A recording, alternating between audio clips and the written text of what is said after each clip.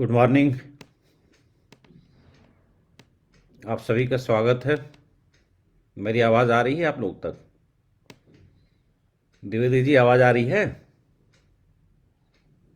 Good afternoon.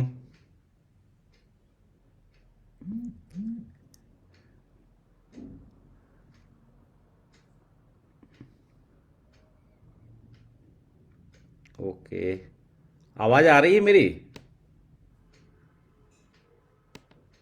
प्रणाम, नमस्कार। अच्छा, ठीक है, तो हम लोग स्टार्ट करते हैं।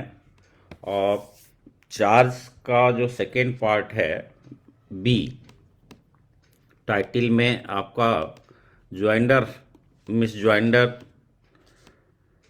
जॉइंट ट्रायल, सेपरेट ट्रायल, इस पे डिस्कशन करेंगे। कल की क्लास में हम लोगों ने बेसिकली कंटेंट पे अल्टरेशन और एडिशन ऑफ चार्जेस पे डिस्कस किया था, और ये भी काफ़ी इम्पॉर्टेंट है एक्चुअली। इस क्लास में हम लोग बेयरेक्ट की मदद लेंगे, और बेयरेक्ट को उसके इलस्ट्रेशन की मदद से आपको चीज़ें बिल्कुल क्लियर हो जाएगी।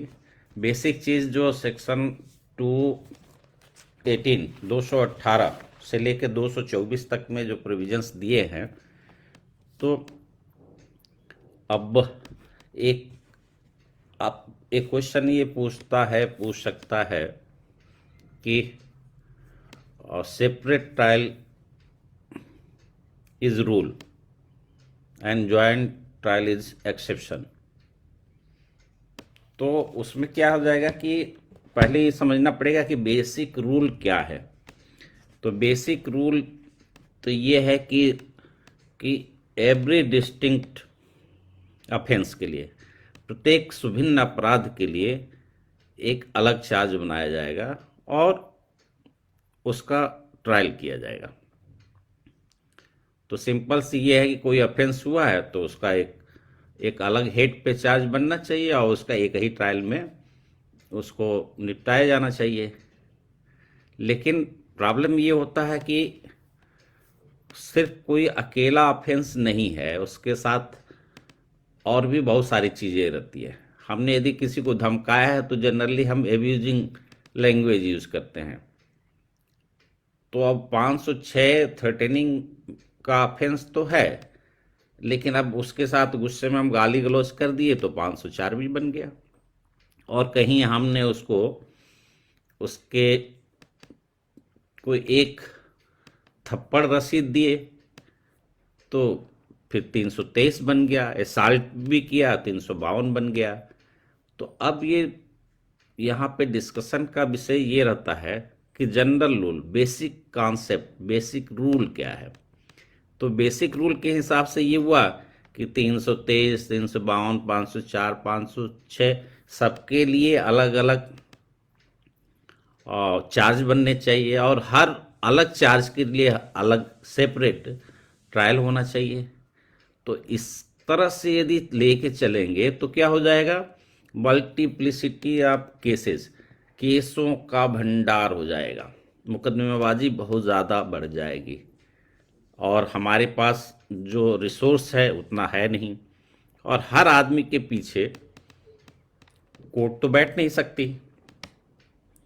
तो एक रूल ऑफ कन्वेनियंस, एक सुविधा का नियम के हिसाब से और एक जुडिशियल लिक्विडिटी के वजह से एक न्यायिक तरलता रहे और सिस्टम चलता रहे, तो कानून बनाने वालों ने इसका भी ध्यान रखा कि अनावश्यक मुकदमेबाजी न हो, मुकदमों की विविधता न हो, मल्टीप्लिसिटी ऑफ केसेज न हो, एक्यूज का अननेसेसरी एक ऑफेंस के लिए अलग सेपरेट चार्ज बनाओ, दूसरे के लिए अलग बनाओ, सब अलग अलग ट्रायल करो, तो क्या हो जाएगा, उसका भी हैरेसमेंट होगा।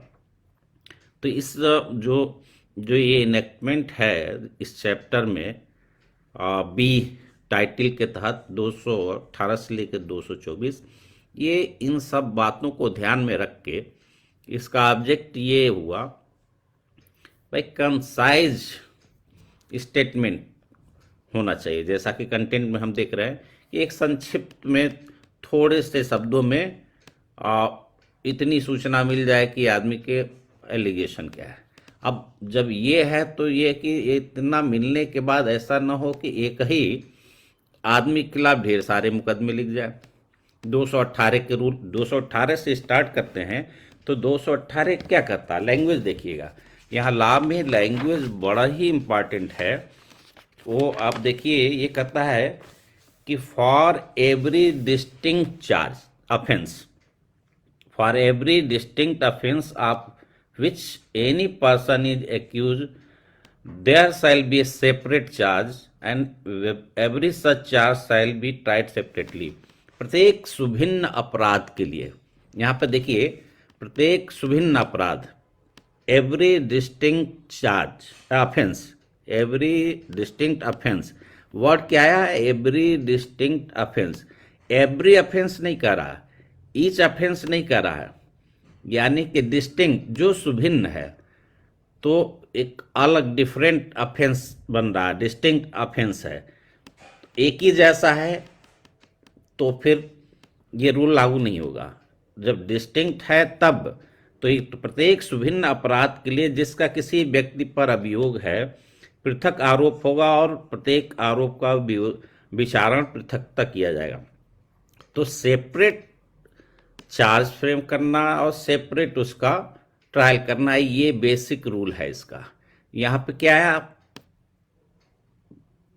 सेवरल पर्सन, एक से अधिक व्यक्ति का कॉन्सेप्ट नहीं है अभी 218(1) में। ऑफेंस, एक ऑफेंस के लिए एक चार्ज की बातें कर रहा है, और वो यदि ऑफेंस डिस्टिंक्ट है, ये नहीं कि जितने भी अपराध हुए हैं, ये वर्ड नहीं इस्तेमाल हुआ है, प्रत्येक सुभिन्न अपराध के लिए, डिस्टिंक्ट ऑफेंस के लिए, यानी कि ये डिफरेंट है ईच एंड एवरी ऑफेंस से, यानी कि ये मैंडेटरी नहीं है। तो जनरल रूल तो है कि हर ऑफेंस के लिए अलग चार्ज बनेगा और उसका ट्रायल किया जाएगा सेपरेट। तो ये बना दिया कानून बनाने वालों ने।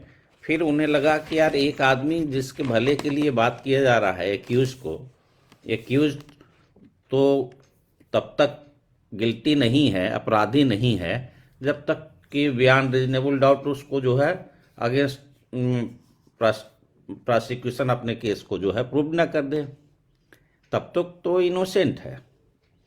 और यदि लॉ ये प्रिज्यूम करती है कि वो इनोसेंट है, तो उसको उसके खिलाफ ढेर सारे मुकदमे ठोक दीजिए, तब तो वैसे ही हैरेसमेंट हो जाएगा।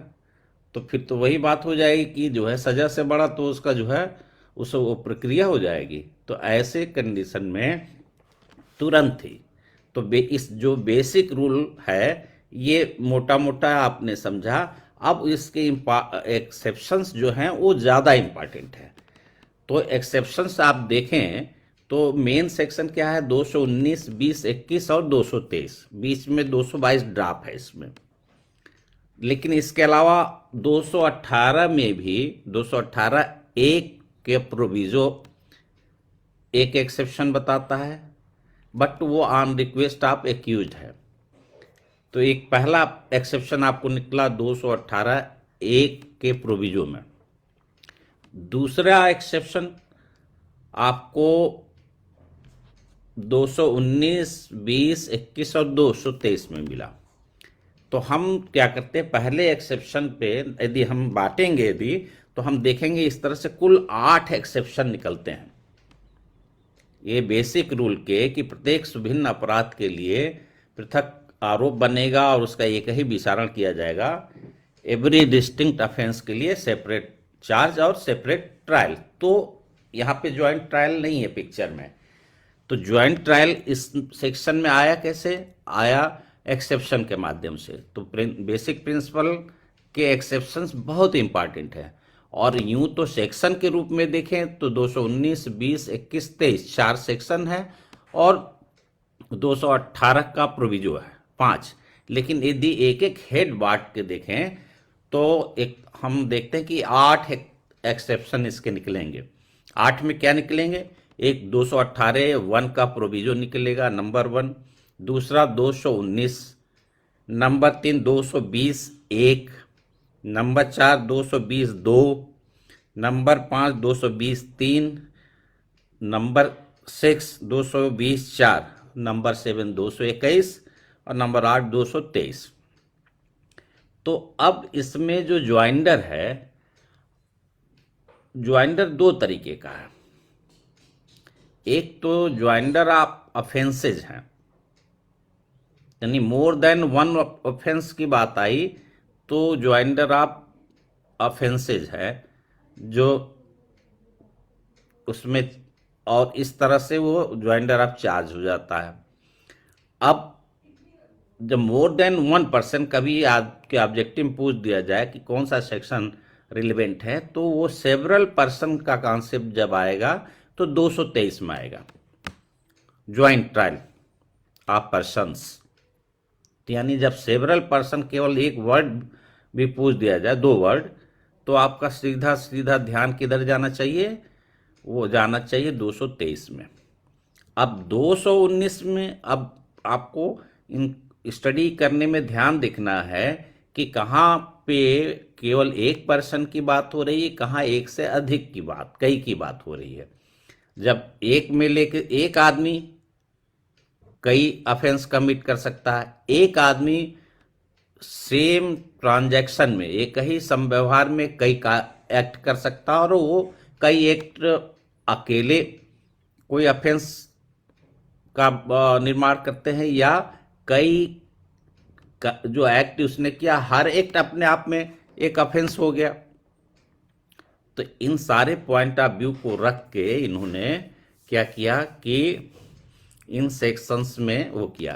तो 222 बीच में नहीं है, एक आर्ट सेक्शन 222 है। एक आर्ट सेक्शन इस मायने में है कि ये डिफरेंट है, ये ज्वाइंडर और मिस ज्वाइंडर की बात नहीं करता, ये बात करता है पनिशमेंट की। चार्ज कुछ और लगा है तो उससे क्या किसी और दूसरे ऑफेंस के लिए उसको कन्विक्ट किया जा सकता है या नहीं। तो अब हम एक एक करके चलेंगे। तो 218(1) में बेसिक रूल आया कि प्रत्येक सुभिन्न अपराध के लिए पृथक आरोप होगा, और ये जो आरोप बनेगा उसका सेपरेट ट्रायल होगा। अब इसका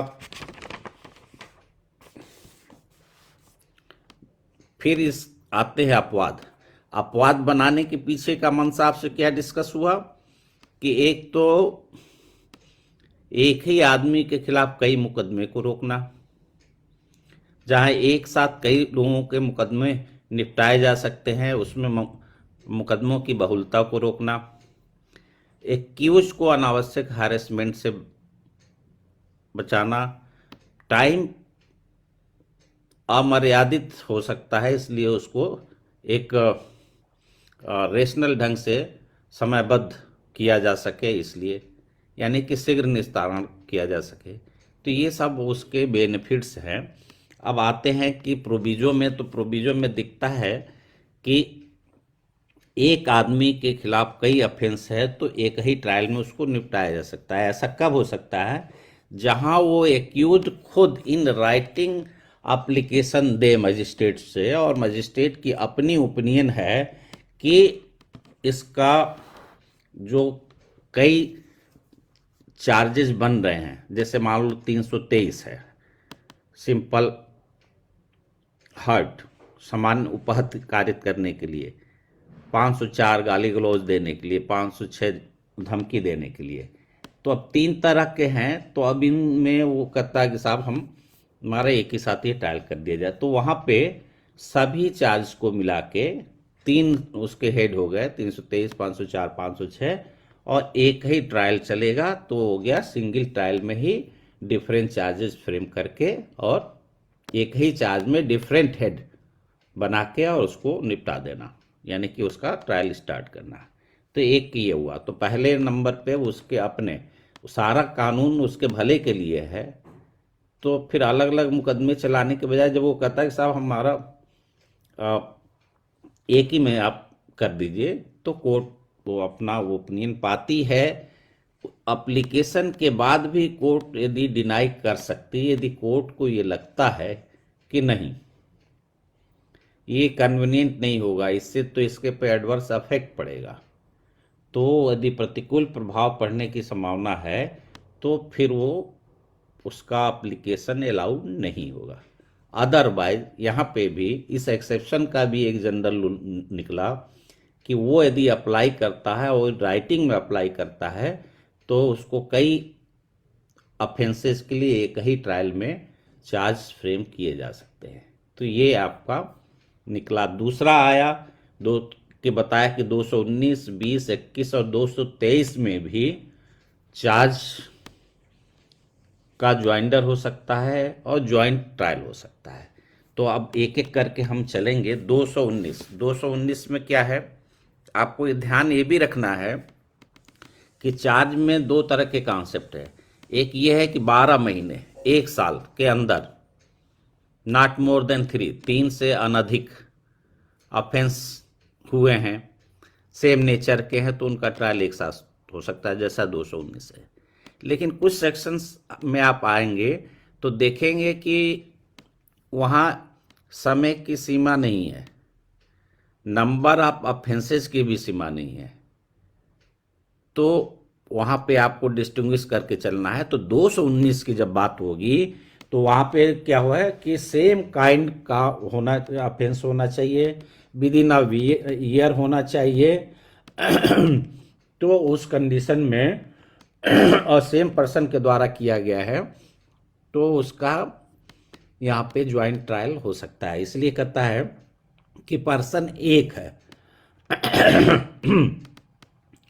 और उसको एक ही काइंड के, एक ही किस्म के एक से अधिक उसके पे ऑफेंस का अभियोग लगाया गया है, और ये जितने एक से अधिक के हैं ये सब 1 साल यानी 12 महीने के अंदर किए गए हैं, ये एलिगेशन है। अब ये हो सकता है कि जो ऑफेंस 1 से अधिक और 3 से अधिक नहीं, तो अब जो विक्टिम उसका हो वो जरूरी नहीं है कि एक हो, विक्टिम वहाँ डिफरेंट हो सकते हैं। तो अब यहाँ पे ज्वाइंट ट्रायल उसका किया जा सकता है। तो देखने की बात क्या है कि same kind, nature of kind क्या हो, सेम हो, और नेचर ऑफ काइंड को डिफाइन करता है 219 का अगला ही सबसेक्शन, सेक्शन 219(2) कहता है कि कोई ऑफेंस सेम काइंड का एक किस्म के तब कहे जाते हैं जब उनका पनिशमेंट सेम हो। ठीक है, यानी क्वांटम ऑफ पनिशमेंट 3 साल की बात है तो 3 साल है, सिंपल है तो सिंपल है, और रिगरस है तो रिगरस है। तो अब क्या है कि चाहे वो आईपीसी में हो, चाहे स्पेशल लॉ में हो या लोकल लॉ में, तो वहाँ पे ये है कि जहाँ पे क्वांटम ऑफ पनिशमेंट उनका सेम है तो उनको मान लिया जाएगा कि एक टाइप का नेचर है। इसीलिए अभी देखिए कि क्वांटम ऑफ पनिशमेंट 379 में और 380 में अलग है। 379 में 3 साल है और 380 में 7 साल है। तो अब क्या हुआ कि इसको बाई फिक्शन ऑफ लॉ, विधि की कल्पना से इन्होंने फिर एक प्रोविजो डाला कि जहां तक 379 और 380 की बात है तो इसको मान लिया जाएगा कि ये जो है सेम काइंड का, सेम एक ही किस्म के अपराध हैं। तो अब इसमें एक ही किस्म की बात जब की जाती है तो उसमें अटेम्प्ट भी उसका मान लिया जाता है कि सेम काइंड का है। तो आपको ध्यान देना है, क्वेश्चंस जो बनते हैं वहाँ पे, कि अटेम्प्ट भी उसमें आ जाएगा भले ही उसका पनिशमेंट कम हो।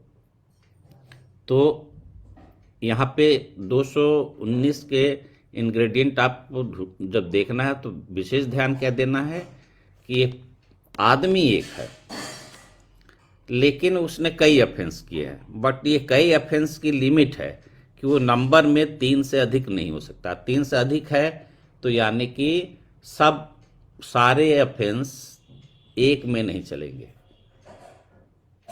यदि वो 1 साल के से अधिक के टाइम पीरियड के बीच के हैं तो भी एक साथ नहीं चलेंगे।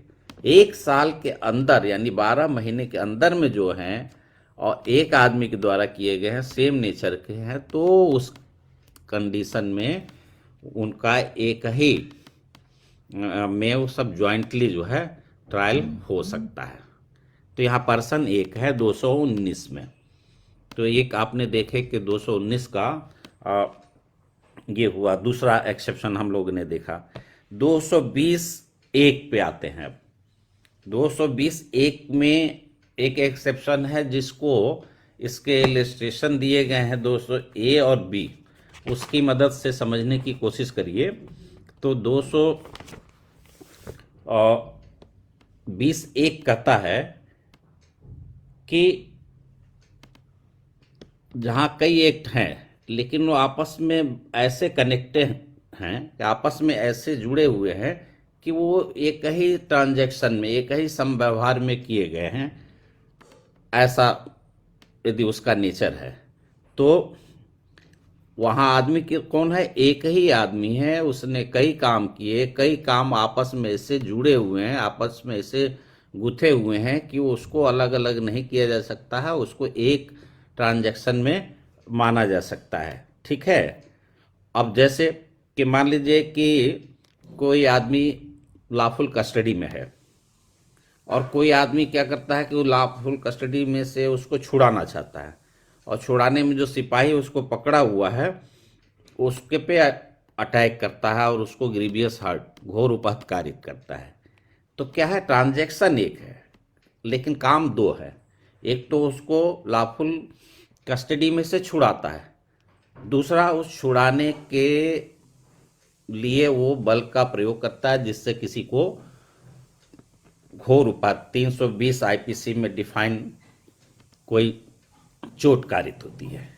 तो अब क्या होगा कि सेम ट्रांजैक्शन में है तो अब एक ही ट्रायल में उसका ये दो तरह के चार्ज उसको लगाए जा सकते हैं अंडर सेक्शन 225 और 333 आईपीसी। 225 जो उसने बलपूर्वक उसको छुड़ाया लॉफुल कस्टडी में से, और 333 इसलिए कि वो पब्लिक सर्वेंट है, अपनी ड्यूटी परफॉर्म कर रहा था, तो उसमें उसने बाधा खड़ी किया, उसको मारा, तो काफ़ी क्वांटम ऑफ पनिशमेंट उसमें ज़्यादा हो जाता है। तो इस तरह से यह है कि यदि परस्पर संबद्ध ऐसे कार्यों के जिनसे एक ही व्यवहार बनता है और एक क्रम में एक से अधिक अपराध एक व्यक्ति द्वारा किए गए हैं, तो ऐसे प्रत्येक अपराध के लिए एक ही विचारण में उस पर आरोप लगाया जा सकता है और उसका विचारण किया जा सकता है। यानी कि one series of act so connected together as to form the same transaction. यानी कि जो एक ही सीरीज में कई एक्ट किए लेकिन आपस में वो काफ़ी कनेक्टेड हैं एक दूसरे से, तो वो बन जाएगा एक सेम ट्रांजैक्शन। अब ये ट्रांजैक्शन वर्ड इसमें सीआरपीसी में नहीं डिफाइन है, आईपीसी में भी नहीं डिफाइन है, लेकिन पॉपुलरली ट्रांजैक्शन का मतलब ये होता है कि जहाँ चीज़ें आपस में जुड़ी रहती है उसको अलग नहीं किया जा सकता, उसी में वो जुड़ी है। तो अब ये आप देखिए इलस्ट्रेशन ए से आप में ये हुआ, जैसे बी देखिए कि कोई क्या होता है कि एडल्ट्री पे आप लॉ थोड़ी बदल गई है, लेकिन इलस्ट्रेशन के हिसाब से आप देखें कि आदमी क्या करता है कि हाउस ब्रेकिंग का ऑफेंस करता है और उसके पीछे उसका मकसद ये है कि उसके घर में घुस के एडल्ट्री का ऑफेंस काज कर सके। तो क्या हुआ कि उसने एडल्ट्री का ऑफेंस काज करने के लिए घर में सेंधमारी की, तो 454 और 457 का उस पर ऑफेंस बनता है। तो उसके लिए और वहाँ पे सेपरेट चार्ज फ्रेम करके और उसको कन्विक्ट किया जा सकता है, यानी कि एक ही ट्रायल में। अब तो इस तरह से और भी आप देखिए कि इसमें जो ए से लेके और एच तक इलस्ट्रेशन दिए हैं, इन सब को पढ़ लीजिए, और पढ़ने से ही आपको क्या होता है कि ये जितने भी इलस्ट्रेशन में हैं जिसमें कई ऑफेंस हैं बट उसमें सेपरेट चार्ज लगा के और एक ही ट्रायल में उसको निपटाया जा सकता है, क्योंकि चार्ज में जो हम लोग डिफिनीशन में पढ़े हैं कि एक चार्ज में कई हेड हो सकते हैं। तो ये कई अफेंस हुए तो कई हेड पे चार्ज में वो बने और सम उनको एक में, तो यहाँ पर्सन एक है, एक आदमी ने अपराध किया है। और 220 एक में ये एक्सेप्शन में ध्यान देना है, same transaction different act same person. तो और वो एक्ट आपस में सो कनेक्टेड, बहुत ज़्यादा जुड़े हुए हैं, तो वहाँ पे सेपरेट सेपरेट चार्ज लगा के एक ट्रायल सेम ट्रायल में उसको निपटाया जा सकता है, यानी ट्रायल किया जा सकता है। अब आपका चौथा एक्सेप्शन आपको मिलेगा 220(2) में, यानी 200 सेक्शन 220 और सब सेक्शन 2। तो सब सेक्शन 2 ये क्या कहता है कि जहां मैटर 212(2) और 219(1) में मेंशन किया गया है क्रिमिनल ब्रीच ऑफ ट्रस्ट, आपराधिक न्यासभंग या बेईमानी से संपत्ति का दुर्विनियोग, यानी कि miss appropriation of property bye dishonest. तो डिसऑनेस्टली आपने प्रॉपर्टी का मिस एप्रोप्रिएशन किया है या क्रिमिनल ब्रीच ऑफ ट्रस्ट किया है, और उसमें ऑफेंसेस कई बनते हैं। तो वहाँ एक आदमी ने उससे जुड़े जो भी गतिविधियां की है, जो भी वो अकाउंट की बात है, कुछ कागज बनाया है, लिखा पढ़ा है, पैसे का इधर उधर किया है, ये सब क्या होगा कि ये क्रिमिनल ब्रीच ऑफ ट्रस्ट और क्रिमिनल मिस एप्रोप्रिएशन, जहाँ डिसऑनेस्ट इंटेंशन है, क्योंकि आप जानते हैं कि क्रिमिनल मिस एप्रोप्रिएशन में ऑनेस्ट बेईमानी का न भी हो इंटेंशन, तब भी वो अपराध बन जाता है यदि बाद में आपका इंटेंशन कन्वर्ट हो जाता है, बदल जाता है। यानी शुरू में पोजीशन आपको मिला इनोसेंटली, लेकिन बाद में आपकी नीयत बदल गई, तो भी वो क्रिमिनल मिस एप्रोप्रिएशन बन जाती है। तो यहाँ पे ये जो लागू होगा उसमें इंटेंशन आपका क्या है, शुरू से ही गड़बड़ है, यानी बेईमानी का है, जो बेईमानी वर्ड डिफाइन किया गया है आईपीसी में, तो उस तरह का है। तो बेईमानी का वहाँ पे एक आपका लिटरल उसका एक टेक्निकल मीनिंग है, रांगफुल गेन और रांगफुल लॉस का, ठीक है। तो उस सेंस में यदि है तो वहाँ पे भी अफेंस, एक ही अफेंस में उसको ट्रायल किया जा सकता है। फिर आपका आता है 200, अब 219 के साथ यहाँ पे जोड़ा गया है, तो इसका मतलब ये कि 212 और 219 की सीमा भी लागू होगी। अब 212 खोलिए, इसको आप देखें,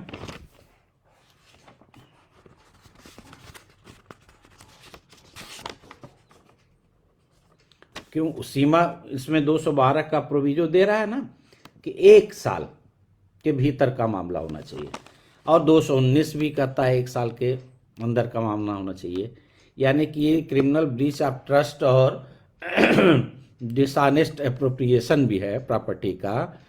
तो यदि सीमा वह 1 साल से अधिक हो गई तो उस कंडीशन में ये फिर ज्वाइंट ट्रायल में नहीं निपटाया जा सकता है इसको, यानी ज्वाइंट ट्रायल नहीं चलेगा। फिर अलग उसमें सेपरेट चार्ज बनेगा और सेपरेट जो है ट्रायल होगा। तो 220 का हम लोगों ने देखा 2। अब 3 में आते हैं, 5वां एक्सेप्शन मिलता है 220(3) में कि भाई जो एक्ट किया आपने, कई एक्ट किए, कई कार्य किया आपने, और जिन में से क्या होता है कि जो एक्ट है वो कई तरह के कानूनों में देखा जाए, किसी न किसी कानून के तहत वो क्या है कि कोई ऑफेंस बनता है उससे। तो जो भी ऑफेंस बनेगा वो सब के लिए एक ही ट्रायल में चार्ज फ्रेम किया जा सकता है और ज्वाइंट ट्रायल उसका चार्जेस का हो सकता है। कह रहा है यदि जो एलिज्ड कार्य हैं वो किसी प्रचलित विधि के परिभाषा में, चाहे पेनल सेक्शन में, वो क्या होता है कि उससे ऑफेंस बनता है। और तो जिस आदमी ने उस काम को किया है और वो काम ऑफेंस की डिफिनेशन में आता है और उसके लिए पनिशमेंट है, तो उसको में ट्रायल उसका किया जा सकता है। इसको हम देख सकते हैं 220(3) को, इसमें इलस्ट्रेशन नंबर आई और के में, आई और के में हम देखते हैं जी। अच्छा, आई कौन सा, यस में देखते हैं इसको, ठीक है। आई 220(3) के, हाँ ये आई और के में अब ये कह रहा है कि जैसे ए ने बी पे क्या हुआ कि रांगफुल स्ट्राइक किया, यानी कि सदोष रूप से उस पर हमला किया। तो अब क्या हुआ कि रांगफुल असॉल्ट कर देने से 352 बन गया। और जब हमला किया उस पर और बेत चला के किया तो उससे उसको चोट आई, तो वो चोट 319 के सिंपल हर्ट की परिभाषा में आता है और उसके लिए पनिशमेंट 323 में है। तो क्या हुआ कि 352 और 323 का दोनों ऑफेंस बन गया। तो काम क्या हुआ कि जो काम किया वो कई उसमें काम आ गए और हर काम कानून की इन परिभाषा में, आईपीसी में अपने आप में एक अलग अलग ऑफेंस है। तो अब ये क्या है कि इसमें इनका सेपरेट चार्ज लगेगा, एक ही में सेपरेट चार्ज लगेगा, मतलब कि उसमें डिफरेंट हेड हो जाएंगे और उसमें उसको एक ट्रायल में उसको निपटाया जा सकता है, ठीक है। तो फिर जैसे आप आते हैं के में, आते हैं 3 के, हाँ। अब जैसे इसका देखिए के में, देखिए कि एक लेडी है और मान लो वही उसका इलिसिट रिलेशन रहा है, बच्चा पैदा होता है, उसको ले जाके जंगल में छोड़ देती है। अब जब छोड़ती है तो वो जानती है कि जंगल में इसको अकेला छोड़ देंगे तो चल के तो जा नहीं सकता है, नवजात शिशु है, तो इसकी डेथ काज हो सकती है, उसकी मृत्यु कारित होने की संभावना उसको दिखती है।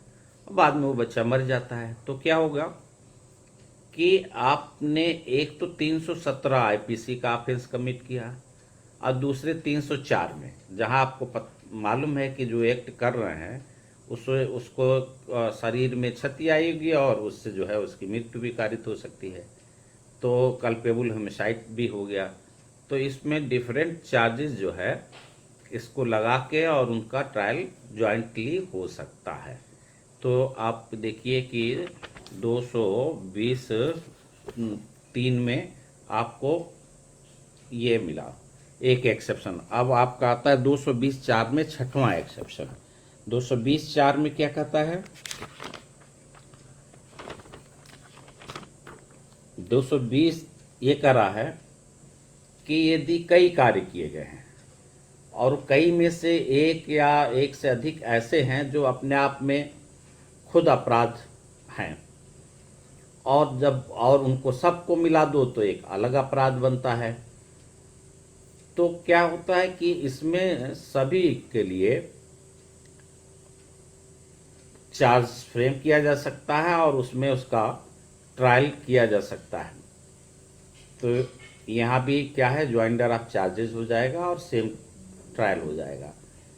जैसे आप देखिए आईपीसी की धारा 71 कि भाई कोई काम किया गया है और उसे 71 में कि कई परिभाषाओं में आता है तो सब लगाया जा सकता है। बस वो क्वांटम ऑफ पनिशमेंट भी ये कर देता है जो उसमें सबसे बड़ी वाली पनिशमेंट है, फिर उससे ज़्यादा हम नहीं देंगे। 270 आईपीसी का 71 ये कहता है, मैं आप लोग को पढ़ के बताता हूँ। Limit of punishment of offence made up of several offences, ठीक है। Where anything which is an offence is made up of parts और any of which part itself an offence. जो बात ये कह रहा है 4 में वही कर रहा है। The offender shall not be punished with the punishment of more than one of such of his offence unless it be so expressly provided. तो कहने का मतलब ये है कि केवल क्वांटम की बात करता है, लेकिन ट्रायल हो सकता है। तो यहाँ पे भी डिफरेंट ट्रायल हो सकता है। तो ये 220(4) को हम 71 के उससे लेके चल सकते हैं। अब इसको आप और समझने के लिए इसमें इलिस्ट्रेशन देखिए, एम देखिए कि एम। अब एम में क्या है कि बी जो है ए के साथ राबरी करता है, लूट लेता है। और लूटने में क्या हुआ, लूट किया, ए बी को लूटता है, राबरी करता है। अब राबरी का ऑफेंस 392 में हो गया, और उस लूट करने में उसको कुछ चोट भी का उसको पहुंचाता है। तो अब देखिए कि चोट पहुंचाना 323 में हो गया, सिंपल है। तो अग्रीवियस होगा तो भाई 325 में हो जाएगा। शार्पीपन यूज़ किया 326 हो जाएगा। सिंपल है और शार्पीपन यूज़ किया है तो 324 हो जाएगा। तो आप देखिए कि लूट करने में उसको चोट पहुंचाई, तो लूट अपने आप में एक ऑफेंस, 392 में पनिशमेंट। चोट पहुंचाना अपने आप में ऑफेंस, उसका पनिशमेंट 323 में। और दोनों का मिक्सचर है तो 394। तो 3 ऑफेंस के डिफिनेशन में आ गया वो। तो यहाँ पे तीनों में चार्ज फ्रेम किए जाएंगे एक ही ट्रायल में उस आदमी के खिलाफ। हाँ, ये है कि जब क्वांटम ऑफ पनिशमेंट पूरा कितनी सज़ा दी जाए, तब आईपीसी में जो पनिशमेंट के लिए डायरेक्शंस हैं, लॉ है, उसके हिसाब से होगा। 71 उसमें आपको मदद करेगा। तो 220(4) में आप इलस्ट्रेशन एम को आपने देखा। तो इस तरह से अब फिर 7वें एक्सेप्शन पे आते हैं, 221। 221 पे आप देखिए कि यहाँ ये कहता है कि यहाँ कुछ डाउट है। Where it is doubtful what offence has been committed, जहां इस बारे में संदेह है कि कौन सा अपराध किया गया है। मान लीजिए एक ही काम किया या कई किया या सीरीज में कई एक्ट किया, तो और जो किया है उसमें ये संदेह पैदा होता है कि आखिर कौन सा ऑफेंस वास्तव में बना है। तो अब ये नहीं डिसीजन ले पा रहे हैं जज साहब, तो क्या कर सकते हैं, उनके पास क्या क्या ऑप्शन है कि वो जो उनको लग रहा है वो सबको बना दें, और चाहे तो या करके अल्टरनेटिव चार्ज बना दें। ठीक है ना। तो अब इस तरह से आप करेंगे कि जैसे मान लीजिए ए है, उसके अगेंस्ट में ये एलिगेशन है कि इसने या तो चोरी की है, या चोरी की संपत्ति प्राप्त किया है, या इसने क्रिमिनल ब्रीच ऑफ ट्रस्ट किया है, या इसने चीटिंग किया है। तो ये अल्टरनेटिव चार्ज इसको कहते हैं कि या करके आइदर आर करके बना दिया, जब नहीं समझ में आ रहा क्या आ रहा है। तो ये चार्ज अल्टरनेटिव बनाने के पीछे मकसद क्या हो जाएगा कि जब ट्रायल होगा और जो एविडेंस आएगा, तो उस एविडेंस से उन चार्जेज में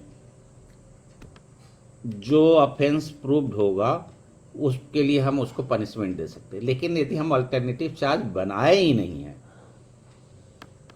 और सीआरपीसी में कोई ऐसा प्रोविजन नहीं मिलता है कि जिसमें कोर्ट को ये पावर हो कि उसके लिए वो पनिश कर सकती है। जैसे बड़े में छोटे का पांव, बड़ा ऑफेंस का चार्ज है तो उसमें छोटा वाला तो बन जाएगा, लेकिन छोटे का यदि बनाया है आपने तो बड़ा नहीं लगा सकते।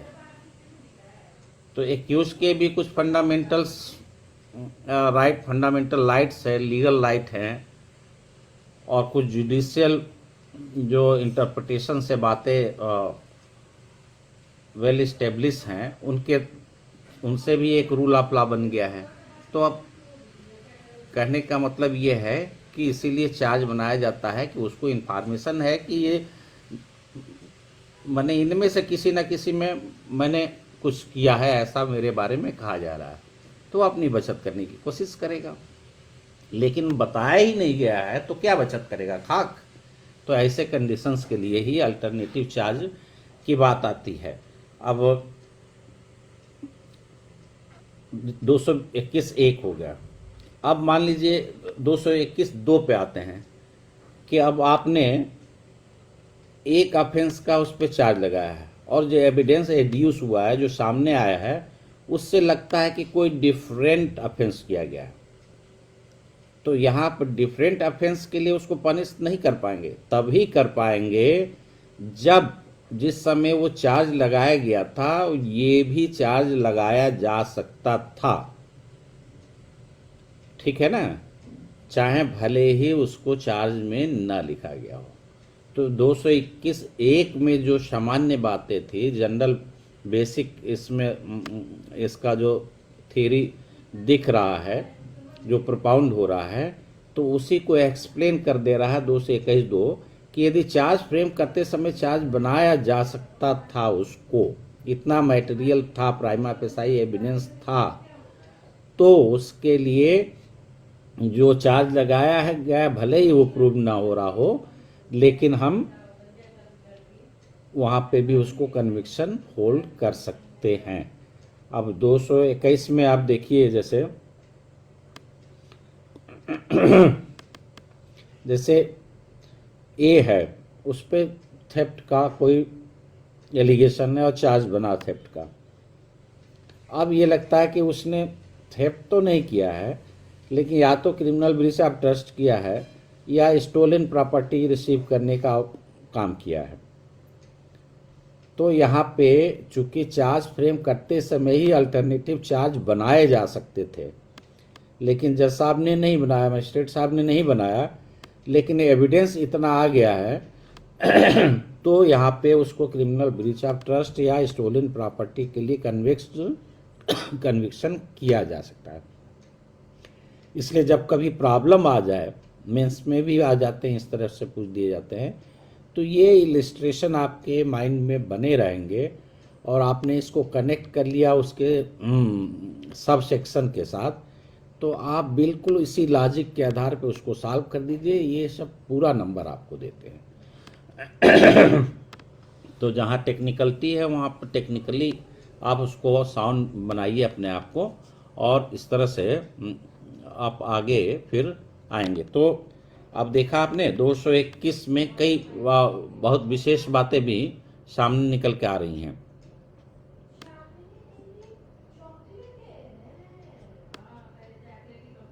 तो 221 के दोनों चीजें क्लियर हुई, आप पढ़ के देखें वेर एक्ट को।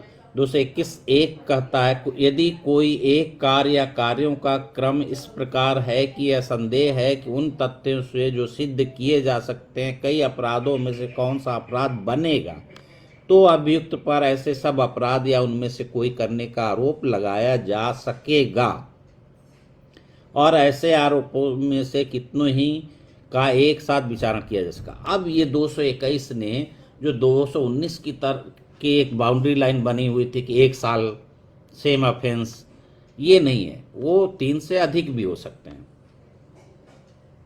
ठीक है, उन नेचर अलग अलग हो सकता है, तो यहाँ पर अल्टरनेटिव चार्ज लगा के उस पर इसको निपटाया जा सकता है। तो ये 221 का अब इसमें इलिस्ट्रेशन दिखा। जैसे अब इसका इलिस्ट्रेशन सी देखिए, ऑन ओथ ए जो है एक स्टेटमेंट देता है कि उसने देखा कि बी ने सी को लाठी मारी है। मजिस्ट्रेट के सामने इसने दिया स्टेटमेंट। फिर बाद में सेशन कोर्ट में गया तो कहा कि नहीं भाई, बी ने सी को कभी लाठी मारी नहीं, मैंने देखा ही नहीं कभी। तो क्या हुआ, इतना तो समझ में आ गया ना कि कोर्ट में इसने दो तरह की कोर्ट, मजिस्ट्रेट की कोर्ट में एक बात कही या ठीक उलट बात कही जज साहब के सामने, सेशन जज के सामने। तो दो में से कोई भी सही हो, लेकिन तो ये तो तय हो गया कि वो झूठ बोल रहा है ना, झूठा अनोथ एविडेंस दे रहा है, गलत एविडेंस दे रहा है, गिविंग फॉल्स एविडेंस, मिथ्या साक्ष्य देने काम कर रहा है।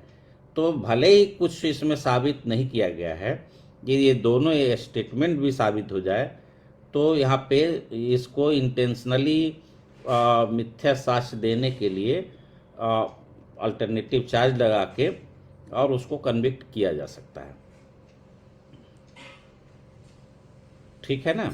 तो आप ये 221। अब लास्ट में एक आता है 223। अभी तक केवल ये ज्वाइंडर ऑफ चार्जेस थे, और 223 में आएंगे कि ज्वाइंडर ऑफ ऑफेंडर्स है, ज्वाइंडर ऑफ एक्यूज है, ज्वाइंडर ऑफ पर्सन है।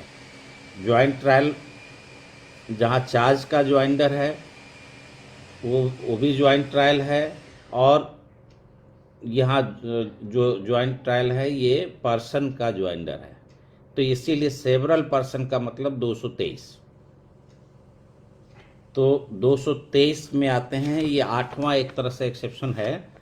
तो 223 में ए से लेके और आप देखिए जी तक क्लासेस दिए हुए हैं, A B C D E F G तक क्लासेस दिए हैं, और ये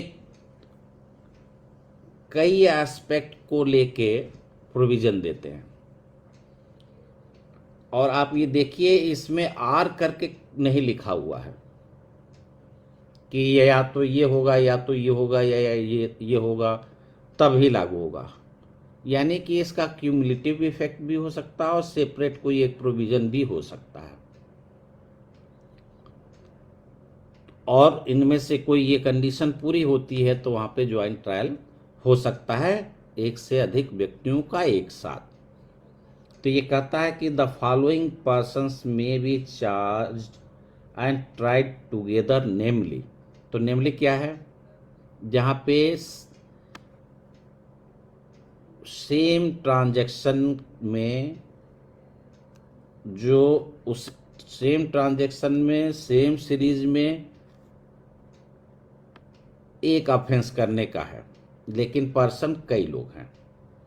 ठीक, यानी एक से अधिक लोगों ने एक ही ट्रांजैक्शन में एक ही व्यवहार में जो काम किए हैं उससे कोई एक ऑफेंस बनता है, तो एक ऑफेंस के लिए भी कई लोगों का ज्वाइंट ट्रायल हो सकता है। बी ये कहता है कि जो ऑफेंस का एलिगेशन है उनके पे चार्ज है तो उसमें उसका अबेटमेंट और अटेम्प्ट भी शामिल है। फिर ये कहता है कि वे लोग जो 12 महीने के अंदर ज्वाइंटली 219 के मीनिंग के सेंस में, यानी सेम काइंड ऑफ ऑफेंस है और 1 साल के 12 महीने के अंदर का है, वहाँ पे यदि कई लोगों ने मिलके उसको किया है तो वहाँ पे ज्वाइंट ट्रायल हो सकता है। यानी नेचर 219 वाला है, पर्सन मोर देन वन है, तो 223C में वो हो जाता है। और जहाँ पे ट्रांजैक्शन भले एक है लेकिन कई एक्ट है उस सीरीज में, तो उस हर एक्ट के लिए यदि वो डिफरेंट ऑफेंस के परिभाषा में आते हैं तो उनमें सब में कई लोगों पर एक साथ उसका सब चलाया जा सकता है। यहाँ पे टाइम कोई लिमिट नहीं है कि 1 साल के अंदर का हो। वो आपने देखा वो 223C में है कि 12 महीने के भीतर। अभी जितनी हम डिस्कस कर रहे हैं इसमें 12 महीना नहीं है। तो इसीलिए ये कहा कि जितने भी क्लाजेज हैं सब इंडिपेंडेंट भी हैं, सबका क्यूमुलेटिव इफेक्ट भी हो सकता है, इंडिपेंडेंटली भी लागू हो सकते हैं और क्यूमुलेटिव इफेक्ट्स भी ढंग से लागू हो सकते हैं। तो अब फिर आप ई में आइए कि जहाँ पे थेफ्ट है, एक्सटॉर्शन है, चीटिंग है, क्रिमिनल एप्रोप्रिएशन है, तो ये कहता है कि जो लोग जिन्होंने ऐसी प्रॉपर्टी को पजेस किया है या जिनको ट्रांसफ़र किया गया है या उसको छिपाने में, बेचने में और अबेट करने में, अटेम्प्ट करने में, माने इनसे थेफ्ट, एक्सटॉर्शन, चीटिंग और क्रिमिनल एप्रोप्रिएशन में जिस भी काइंड में, जिस भी तरह से आप उसमें सहयोग करते हैं, आप उसके प्रिंसिपल ऑफेंडर हो सकते हैं और उसके इनकोएट ऑफेंडर भी हो सकते हैं। इनकोएट मतलब अपूर्ण अपराधी भी हो सकते हैं, जैसे उसमें दुष्प्रेरण आपने कर दिया, प्रयत्न कर दिया, षड्यंत्र किया, उसके डिस्पोजल में, यानी 411, 414, 109, 114 के तहत आप कहीं भी बनते हैं तो आप वहाँ पे ज्वाइंट ट्रायल के में आपका ट्रायल हो सकता है। फिर आपका एफ कह रहा है जहाँ पे स्टोलन प्रॉपर्टी है और एक ऑफेंस के थ्रू उसका पोजीशन हुआ, यानी कि एक ही ऑफेंस में थेफ्ट भी किया गया और उसी में उसका जो है पोजीशन भी पाया गया है। तो 411 और 414 दोनों भी बन सकता, अल्टरनेट भी हो सकता है। ठीक है, तो वहाँ पे जो लोग भी उसमें सम्मिलित होंगे, पार्टिसिपेंट होंगे, जो जिनका रोल होगा उनके पे ज्वाइंट ट्रायल हो सकता है।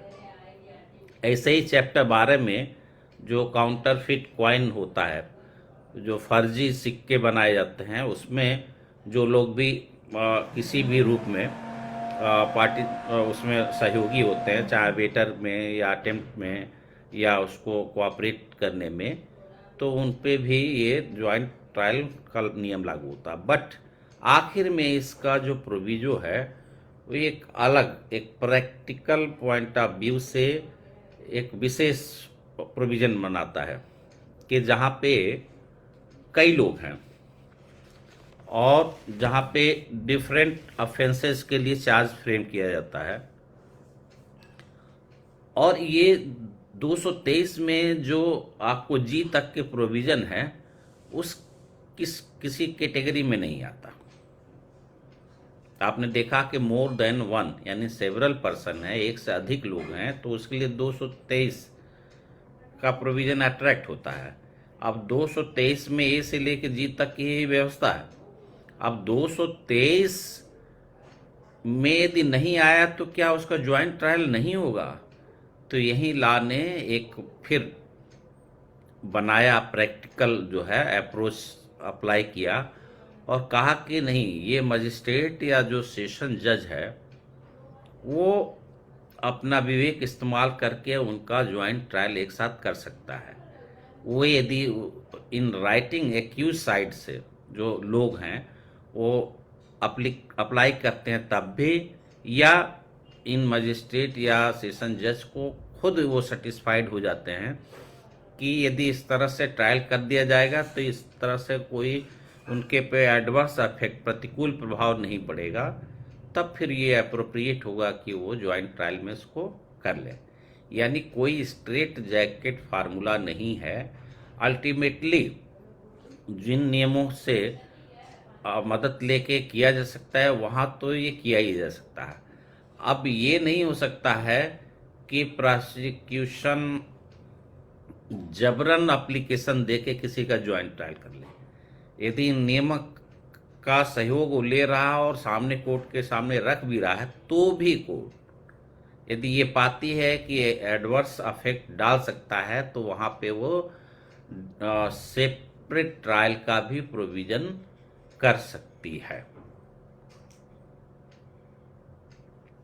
अभी आप देखे होंगे कोर्ट में काम करते हुए कि चार्ज फ्रेम हो गया, ए बी सी डी किया गया इसमें, और उसके बाद एक एब्सकांड कर गया, बेल आउट हुआ, बेल जंप करके और गायब हो गया, और गायब होने के बाद सालों मिल ही नहीं रहा है। अब दूसरे जो ए गायब हो गया, बी सी डी है, वो थ्रू एडवोकेट और या पर्सनली अपीयर होते कोर्ट में। उन्हें लगता है कि नहीं, यदि इसका ट्रायल प्रॉम्प्टली हो, जो हमारा एक फंडामेंटल राइट है आर्टिकल 21 में स्पीडी ट्रायल का, उसके तहत जल्दी न्याय होना चाहिए, और वो दे एप्लीकेशन कोर्ट में डालते हैं कि साहब स्पीडी ट्रायल हमारा फंडामेंटल राइट है और आप इस केस को ट्रायल नहीं कर रहे हैं, डिले कर रहे हैं, तो इसलिए हमको छोड़ दीजिए, आप डिस्चार्ज कर दीजिए, एक्यूट कर दीजिए। तो कोर्ट क्या करती है प्रैक्टिकली? फिर कोर्ट ये करती है, उस ए को की फाइल को सेपरेट करती है उसका वो एक सेपरेट ट्रायल होगा जब कभी पकड़ के आएगा या हाजिर होगा, और बाकी बी सी डी का ये अपना ज्वाइंट ट्रायल कर देगा। तो ये क्या है, ये रूल ऑफ कन्वेनियंस है, जहां कोर्ट को भी काफ़ी विवेकाधिकार जो है दिया गया है। तो इसलिए ये 223 का प्रदेश। तो इस तरह से हमने देखा बेसिक रूल क्या है कि जितने भी डिस्टिंक्ट ऑफेंस है उसके लिए सेपरेट चार्ज बनेगा और सेपरेट ट्रायल होगा। लेकिन इसके एक्सेप्शंस क्या है, तो वो 218 से लेके 223 तक में, जिसमें से 222 नहीं है। कुल मिला के 8 हेड में हम लोग डिस्कस कर सकते हैं। 218 में खुद उसका प्रोविजो, 218 दो में 219, 20, 21 और 23 को एक्सेप्शन बताया गया है। और इन एक्सेप्शंस को बांट लें 218 के अलावा, तो हम इसको 7 और जोड़ सकते हैं, यानी कि कुल मिला के 8 हेड बना सकते हैं। तो 218 एक का प्रोविजो, 219, 220 में 1, 2, 3, 4 ये हो गए। 218 एक 5 हो गया, 219 6 हो गया, फिर 221 और 223, उसमें कोई डिवीजन नहीं है, पूरा का पूरा सेक्शन। तो इस तरह से 8 एक्सेप्शंस निकलते हैं। अब हमने बीच में क्या छोड़ा, 222। 222 भी इंटरेस्टिंग है, अलग है। तो आप 222 में आप क्या है कि ये कहता है कि when offence proved included in offence charge, मतलब किसी आदमी पे ऐसा ऑफेंस का चार्ज है जिसके कई पार्टिकल्स हैं, और जो पार्टिकुलर कई विशिष्टियाँ पार्टिकुलर्स में से उन कई बातों को यदि मिला दिया जाए तो उससे कोई एक छोटा जो चार्ज लगा उससे छोटा सा ऑफेंस बनेगा। मान लीजिए 326 लगाया गया, 325 बना, या 325 लगाया गया 323 बना। 323 साबित हो गया, लेकिन 325 326 नहीं साबित हो पा रहा है। तब वहां पे क्या है कि बड़े में छोटे का पांव, यानी कि बड़ा लगाए हैं और छोटा ही उसमें पकड़ में आ रहा है, तो छोटे के आधार पे ही उनको हम जेल भेज देंगे, यानी कि उसको कन्विक्ट कर देंगे, चाहे भले ही उस पे उसका कोई चार्ज नहीं बना हुआ था। तो जैसे देखिए 407 आईपीसी का किसी पे चार्ज बना हुआ है। 407 क्या कहता है कि जो आप कैरियर की हैसियत से क्रिमिनल ब्रीच ऑफ ट्रस्ट किए हैं तो 407 का ऑफेंस बनता है। लेकिन जो एविडेंस आता है उससे ये लगता है कि नहीं, एज ए कैरियर तो नहीं, बट इसके कुछ इंटरेस्टमेंट तो है, क्रिमिनल ब्रीच ऑफ ट्रस्ट तो बनता है। यानी कि जो प्रॉपर्टी उसको इंटरेस्ट की गई, न्यस्त की गई थी, उसके लिए तो बन गया, न्यासी की हैसियत में आ गया, आपराधिक ढंग से उसने न्यास भंग किया है। तो 406 में तो का साबित होता है, 407 नहीं होता है। तो केवल 406 के लिए उसको कन्विक्ट किया जा सकता है, भले नहीं बना, क्योंकि बड़े में छोटा। 407 का जो ऑफेंस है उसमें already criminal breach of trust शामिल है, और क्रिमिनल ब्रीच ऑफ ट्रस्ट में वो कैरियर की पोजीशन में है तो 407, वाहक की हैसियत से है तो 407 में का अपराध बन गया। गवर्नमेंट सर्वेंट है, फाइनेंस कंपनियां हैं, तो क्रिमिनल ब्रीच ऑफ ट्रस्ट ही होता, लेकिन गमन हो जाता है, गमन 409 में पनिशमेंट हो जाता है, इम्बेजलमेंट कहते हैं। तो इसी तरह से बड़े में छोटे का हिसाब किताब है इसमें। तो 222 एक ने ये कहा। अब 222(2) ये कह रहा है कि जो एलिगेशन, जो चार्ज फ्रेम हुआ है उसी मामले में जो फैक्ट प्रूव्ड किए गए हैं, जो साबित किए गए हैं, उस पूरे ऑफेंस को घटाकर वो छोटे के रूप में बदल देता है। तो छोटे के रूप में उसको कन्विक्ट किया जा सकता है। तो दोनों घुमा फिरा के एक ही बात करती है, जैसे कि 325 में ग्रीवियस हर्ट काज करने के लिए लगा हुआ है। अब ये पता लगता है कि नहीं, ये ग्रीवियस हर्ट तो ठीक है इसने काज किया है, लेकिन इसको सडन जो है प्रोवोकेशन दिया गया था, घोर और आकस्मिक प्रकोपन के वजह से इसने ये काम किया। तो वो क्या करेगा, ये एग्जेम्प्ट नहीं करेगा, मिटिगेट कर देगा, यानी कि पूरे के पूरे तरह से उसको अभिमुक्ति न देके उसका उपशमन कर देगा, यानी समित करके छोटा कर देगा, मिटिगेट कर देगा, प्रशमित जिसको हिंदी में बोलते हैं, प्रशमित कर देगा। तो वहां पे घटा के उसका दर्जा छोटे कर दिया, तो लाभ के वजह से। तो ये है आपका 222। तो इस पे भी प्रॉब्लम्स पूछे जाते हैं। तो ध्यान क्या रखना है, 222 बड़े को छोटा होने पे चल जाएगा, छोटे को बड़ा करने का इसमें कोई प्रोविजन नहीं है। 323 का यदि चार्ज बना है तो आप 325 में नहीं कर सकते हैं। 406 बना है तो 407 में आप नहीं कर सकते हैं, ठीक है ना। तो जैसे 364 और 364 है। अब चार्ज फ्रेम सुप्रीम कोर्ट के सामने एक केस गया कि 364 का चार्ज बना था, और जो एविडेंस आया उसके आधार पर 364A में जज साहब ने उसको डेथ सेंटेंस दे दिया। चैलेंज हुआ तो उन्होंने कहा ऐसा नहीं कर सकते, 364 एक डिफरेंट पोजीशन है और 364 एक डिफरेंट पोजीशन है।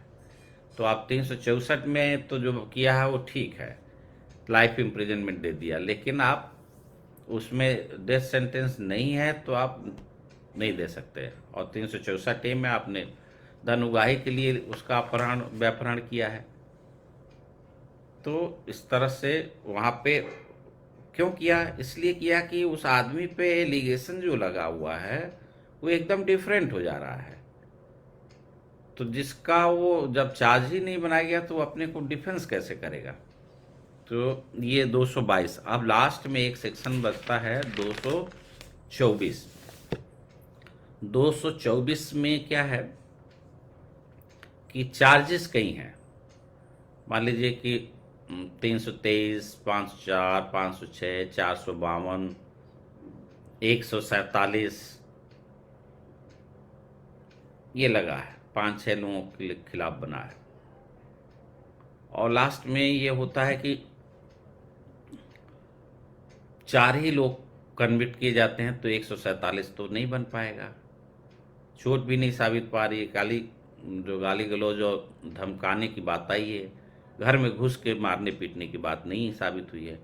504 और 506 में उसको कन्विक्ट किया जाता है। तो प्रोसिक्यूशन, यदि पुलिस केस है तो प्रोसिक्यूशन, कंप्लेंट केस है तो कंप्लेनेंट वो क्या कर सकते हैं कि कोर्ट के परमिशन से अपने बाकी जो चार्जेस है उसको विड्रा कर सकते हैं, या कोर्ट खुद भी विड्रा कर सकती है, ये आपका नियम है। लेकिन सपोज करिए वो ऑर्डर चैलेंज हो गया, जो कन्विक्शन किया था जिसमें आपने, अब वो सेट असाइड हो गया। तो जब सेट असाइड हो गया तो पहले वाली स्थिति बदल गई, अब वो रेस्टोर हो सकती है। जज साहब ट्रायल करते हैं तो जो ऊपर की कोर्ट का आदेश है उसको ध्यान में रखते हुए अब वो सारे के सारे जिनको विड्रा किया गया था उन पे भी अपनी फाइंडिंग दे सकते हैं। तो इसीलिए कहता है कि जब एक ही व्यक्ति के विरुद्ध ऐसा आरोप विरचित किया जाता है जिसमें एक से अधिक शीर्ष है, और जब उनमें से एक या अधिक के लिए कन्विक्ट कर दी जाती है, तब परिवादी या अभियोजन का संचालन करने वाला अधिकारी कोर्ट के कंसेंट से अपने शेष जो है चार्ज या चार्जेस को वापस ले सकता है। यानी अथवा न्यायालय ऐसे आरोप या आरोपों की जांच या विचारण सुमोटो रोक सकता है, और इस तरह से यदि उसको वापस लेता है तो इसका अब यहाँ पे एक क्वेश्चन और निकल के आया कि जब कुछ साबित हुआ, कन्विक्ट हुआ और कुछ वापस ले लिया गया, तो जो वापस लिया गया चार्ज फ्रेम हो चुकी है, मैंने कल भी डिस्कस किया था, तो चार्ज फ्रेम होने के बाद अब वो उसका इफेक्ट डिस्चार्ज का नहीं होगा, उसका इफेक्ट एक्यूटल को होगा। तो ये मान लिया जाएगा कि उनका एक्यूटल हुआ है। रीजनिंग करके कभी आपको प्रीलिम्स में इस पे बना के पूछा जा सकता है, मेंस में भी कुछ छोटे छोटे जब बना के कभी कभी प्रॉब्लम दे दिए जाते हैं तो पूछा जा सकता है। लेकिन अब सिनेरियो चेंज हो जाएगी यदि वो कन्विक्शन ही सेटिस्फाइड हो गया, कन्विक्ट हुआ तब बाकी को आपने विड्रा किया ना। जब कन्विक्ट नहीं हुआ है तब की बात ये नहीं कर रहा है, एक्यूटल की बात नहीं कर रहा है। कन्विक्ट हुआ है, बाकी को प्रोसिक्यूटर या कंप्लेनेंट उसको विड्रा करता है, तब की बात है कि वो उसका इम्पैक्ट क्या होगा, बाकी जिनको विड्रा किया जाएगा चार्जेस को, वो उसका इम्पैक्ट होगा एक्यूटल का, दोष मुक्ति का।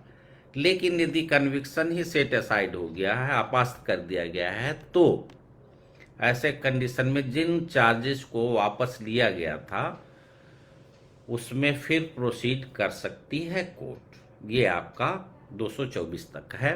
ये तो आप हम लोगों ने देखा ये ज्वाइंट ट्रायल और ये सारी चीज़ें, तो आप लोग को कहीं किसी को कोई दिक्कत तो नहीं है, समझ में आ रहा है?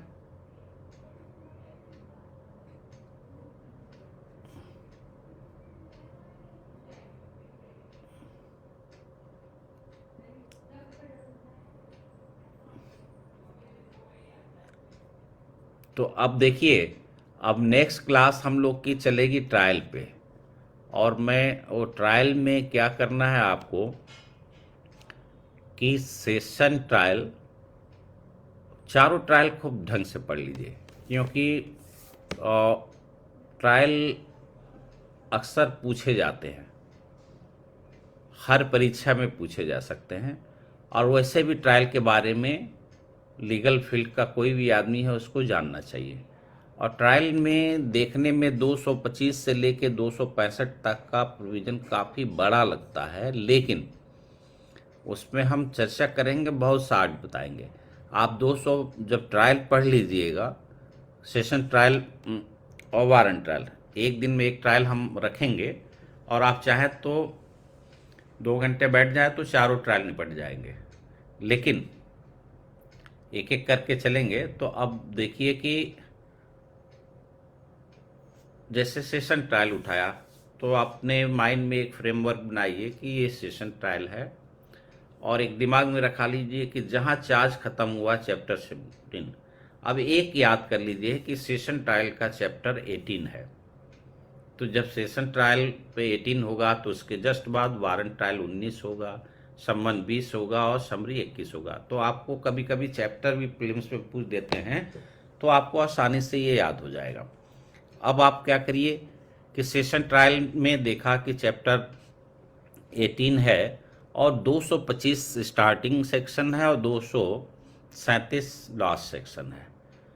तो सब अंदर कंटेंट को पढ़ने के बाद फिर उसके इंडेक्स में आइए, और इंडेक्स से फिर उसको आपने जो पढ़ा उसको रिकॉल करिए।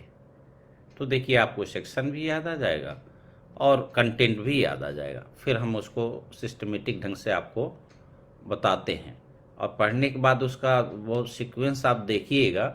जैसे आपने मान लीजिए कहा कि आप 225 में कहा कि ये कि पब्लिक प्रोसिक्यूटर जो है केस को कंडक्ट करेगा। अब ये केस जब कंडक्ट करेगा, 225 में प्रोविजन है, जब कंडक्ट करेगा तो 226 में कैसे अपने केस को स्टार्ट करेगा ये बताएगा। अब जब बता देगा तब जो भी रिकॉर्ड आया है कोर्ट के सामने, सेशन कोर्ट के सामने, सारे डॉक्यूमेंट पे कंसीडर करके और दोनों पार्टीज को हियरिंग करने के बाद कोर्ट कंसीडर करता है कि सफिशिएंट ग्राउंड नहीं है तो डिस्चार्ज कर देगा। 227 में डिस्चार्ज का प्रोविजन। यदि डिस्चार्ज नहीं किया तो 228 में उसको चार्ज फ्रेम करेगा। चार्ज जब फ्रेम करेगा तो उसको पढ़ के सुनाएगा, उसको समझाएगा और बताएगा कि बताओ भाई, क्या तुम अपना दोष स्वीकार कर रहे हो कि तुमने ये किया है। यदि एक्सेप्ट कर लेता तो अगला ही सेक्शन 229 में उसको उसके प्लीडिंग के आधार पे कि हाँ हमने किया है, कन्फेस कर लिया, तो उसको कन्विक्ट कर देगा। अब यदि उसने कन्फेस नहीं किया, प्लीड नहीं किया, तो फिर प्रोसिक्यूशन के लिए डेट फिक्स करेगा, तो 230 में डेट फिक्स कर देगा। और डेट जब फिक्स करेगा तो उस डेट फिक्स पे 231 में डेट फिक्स डेट पे वो सारे एविडेंस जो भी प्रोसिक्यूशन के सपोर्ट में होगा पेश किए जाएंगे। अब यहीं पे ये बाकी ट्रायल से ये डिफरेंट हो जाता है कि जो एविडेंस प्रोसिक्यूशन ने पेश किया है, यदि वही टाटा फिश हो, कुछ बनता ही नहीं, उससे मामला समझ में नहीं आ रहा है कि आगे केस चलाया जाए, तो उसी स्टेज पे एक्यूटल हो सकता है। No argument, no defence evidence, जब वहीं पे बात खत्म हो सकती है तो आगे मेहनत क्यों किया जाए। तो 232 में एक्यूटल हो गया। यदि एक्यूटल नहीं किया है, इसका मतलब प्रोसिक्यूशन केस में कुछ दम है, तो 233 में डिफेंस स्टार्ट करेगा। और जब डिफेंस वाले सब कह देंगे तो 313 सीआरपीसी में उसका स्टेटमेंट रिकॉर्ड करके 234 में आके आर्गूमेंट हो जाएगा फाइनल, और उसके बाद 235 में जजमेंट हो जाएगा। तो आप देखें कि पूरी ट्रायल इसकी पूरी कैसे हुआ, 2 मिनट लगा। तो ट्रायल का case I think Saturday Sunday में मैं क्लास ले पाऊंगा, इधर कोई छुट्टी भी नहीं है। तो आप ये चारों ट्रायल इसमें मैं उम्मीद करता हूं कि आप लोग लेके आइए, आप पढ़ के आइए। और जैसे मैंने बताया, देखिए अभी 5 मिनट में आप भी इसको पूरा का पूरा आप डिस्कस कर सकते हैं। ओके भाई, कैसा लगा आप लोग को? ठीक है, ठीक चल रहा है? कुछ मदद मिल भी रही है कि नहीं?